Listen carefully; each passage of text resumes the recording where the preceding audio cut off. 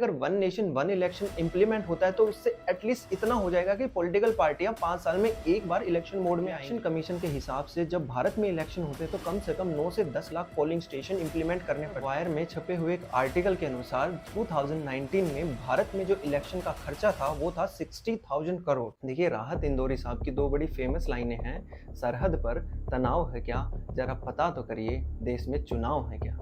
देखिए, आज का हमारा topic one nation one election इसी के इर्द गिर्द घूमता है। देखिए, वन नेशन वन इलेक्शन का टॉपिक आज के दिन बहुत चर्चा में है। देखिए, आगे बढ़ने से पहले मैं आपको बताऊं कि भारत में किस किस तरह के चुनाव होते हैं। देखिए, भारत में 3 प्रकार के ऐसे इलेक्शन हैं जिसमें आम जनता की इन्वॉल्वमेंट होती है। देखिए, सबसे पहले आते हैं लोकसभा के इलेक्शन जिसमें आप अपने पीएम का चुनाव करते हो, और दूसरे नंबर पर आते हैं स्टेट लेवल के इलेक्शन जिसमें आप अपने सीएम का चुनाव करते हो, और वहीं तीसरे नंबर पर आते हैं लोकल इलेक्शन जिसे हम म्यूनिसिपैलिटी या पंचायत के इलेक्शन बोल सकते हैं। देखिए, आगे बढ़ने से पहले मैं भारत की चुनावी हिस्ट्री के बारे में आपको कुछ बताना चाहूंगा। देखिए, 1952 से लेकर 1967 तक भारत में चुनावी माहौल बहुत ज्यादा स्टेबल रहा। टाइम पर इलेक्शन हुए, चाहे आप स्टेट लेवल को लगा लें चाहे आप लोकसभा लेवल को लगा लें। देखिए, वन नेशन वन इलेक्शन की जरूरत भारत को क्यों पड़ी, ये सारा खेल स्टार्ट हुआ 1967 से। भारत में रूलिंग गवर्नमेंट का जो साइकिल होता है वो 5 ईयर का होता है, लेकिन कुछ ऐसे सर्कमस्टांसेस होते हैं जिसकी वजह से 5 ईयर से पहले इलेक्शन हो जाते हैं। देखिए, बात अगर हम लोकसभा लेवल पर करें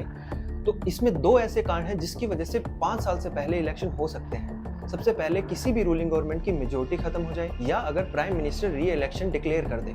और बात अगर वहीं स्टेट लेवल के इलेक्शन की करी जाए तो उसमें भी 2 कंडीशन सेम रहते हैं, या तो सीएम ये डिक्लेयर कर दे कि उसे अर्ली इलेक्शन करवाने हैं, या फिर मेजोरिटी खत्म हो जाए। कि इसमें एक तीसरा कॉन्सेप्ट भी आता है जिसे हम कहते हैं आर्टिकल 356, राष्ट्रपति शासन। देखिए, 1967 के बाद से कांग्रेस में फूट पड़ना स्टार्ट हो गई। कांग्रेस 2 ग्रुप में डिवाइड हो गई, जिसके कारण उस समय की प्राइम मिनिस्टर इंदिरा गांधी को अदर पार्टी से सपोर्ट लेना पड़ा अपनी सरकार चलाने के लिए। लेकिन सरकार चलाने में बहुत ज्यादा परेशानी हो रही थी, तो इसके कारण 1967 से अगले 5 साल बाद होने वाले इलेक्शन यानी कि 1972 में होने वाले इलेक्शन पहले करा दिए गए, यानी कि 1971 में। इस तरीके से सबसे पहले लोकसभा इलेक्शन का साइकिल चेंज हुआ।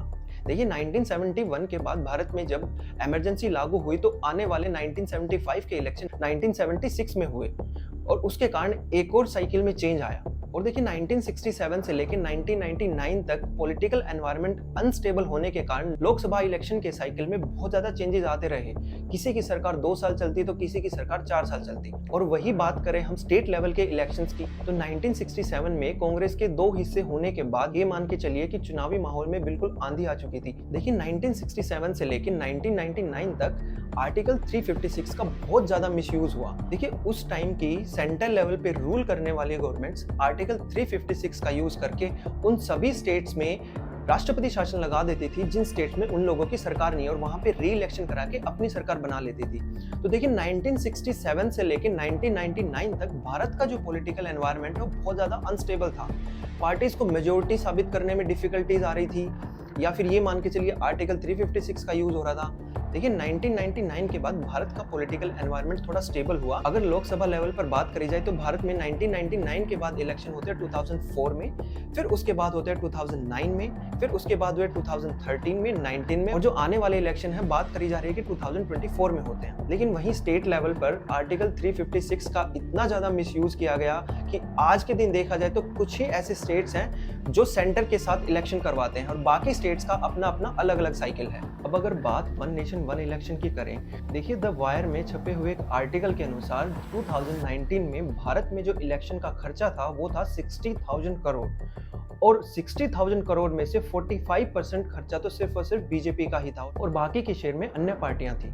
देखिए, देखा जाए तो भारत में हर साल कोई ना कोई इलेक्शन चलता रहता है, लेकिन अगर वन नेशन वन इलेक्शन का कॉन्सेप्ट आता है तो कम से कम ये माना जाएगा कि एक बार इलेक्शन होने के बाद नेक्स्ट 5 ईयर तक कोई इलेक्शन नहीं होते। देखिए, देश में बार बार इलेक्शन होने की वजह से जो पॉलिटिकल पार्टीज होती हैं वो इलेक्शन मोड में रहती हैं, न कि गवर्नेंस मोड में। तो जो पॉलिसीज एंड स्कीम्स होती हैं उनको इम्प्लीमेंट करने में, उनको ऑब्जर्व करने में, डे टू डे एक्टिविटी करने में भी सरकारों को बहुत ज्यादा परेशानी होती है, क्योंकि अल्टीमेटली उन लोगों का फोकस जहां पे भी इलेक्शन हो रहे हैं वहां पे हो जाता है। यही कारण है कि अगर one nation one election implement होता है तो उससे एटलीस्ट इतना हो जाएगा कि कि पॉलिटिकल पार्टियां 5 साल में एक बार इलेक्शन मोड में आएंगी। बाकी के टाइम में एक गवर्नमेंट की जो रेगुलर प्रक्रिया होती है किसी भी पॉलिसी स्कीम को लाने की, इम्प्लीमेंट करने की और उनको ऑब्जर्व करने की, तो उसमें एटलीस्ट रुकावट नहीं आई। देखिए, इलेक्शन कमीशन के हिसाब से जब भारत में इलेक्शन होते हैं तो कम से कम 9 से 10 लाख पोलिंग स्टेशन इंप्लीमेंट करने पड़ते हैं और वहीं उन पोलिंग स्टेशंस पर एटलीस्ट 10